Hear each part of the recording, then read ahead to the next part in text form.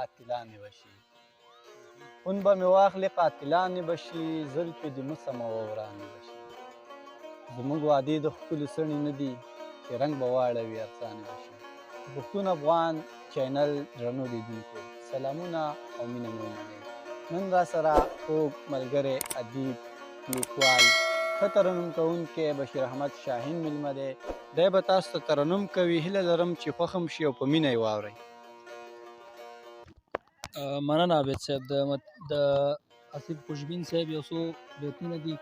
تاسو سره شریکوم خدای دې وکړي چې ستاسو د خوښۍ وړ وي پرېږده لاس مې خوشې کا چې زما درنه لاره کړه پرېږده لاس مې خوشې کا چې زما درنه لاره کړه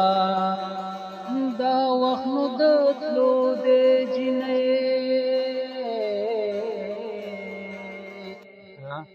دا وخت نو د تلو دی جینۍ خدای خو دې هوښیاره کا پرېږده لاس مې خوشې کا چې زما درنه لاره کړه څومره په اسانه دې خوله جوړه مخه خېټه کړه څومره په جوړه مخه خېټه کړه څومره په اسانه دې خوله جوړه مخه خېټه کړه څومره په سختۍ مې چې غاښونه کې ایساره کړه څومره په سختۍ مې چې غاښونه کې ایساره کړه دا وخت نو د تلو دی جینۍ یاد دې شي زما هغه سترګک په هغه ورځو کې یاد دې شي زما هغه سترګک په هغه ورځو کې شونډې دې چې وچیچلې تیږه دې راواره کړه شونډې دې چې وچیچلې تیږه دې راواره کړه دا وخت نو د تلو دی جینۍ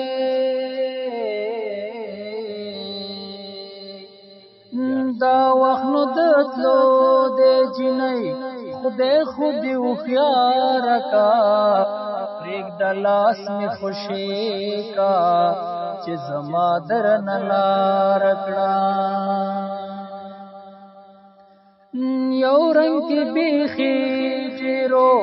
رنگونو خجالت کړ یو رنگ کې بیخي ډېرو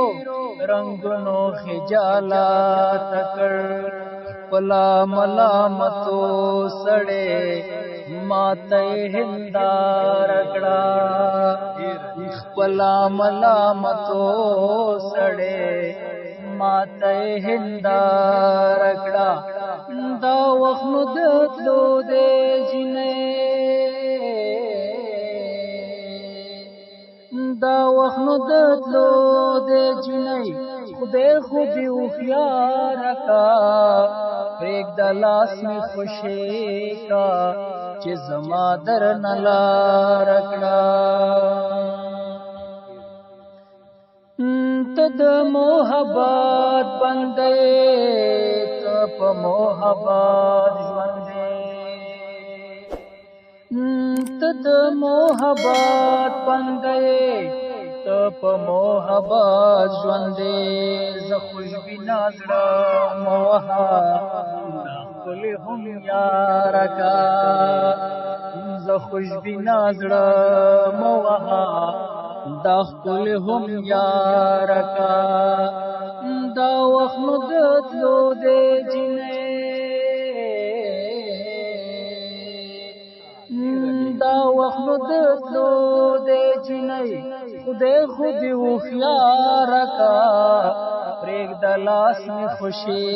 کا چې زما درنه لاره کړه پرېږده لاس مې خوشې کا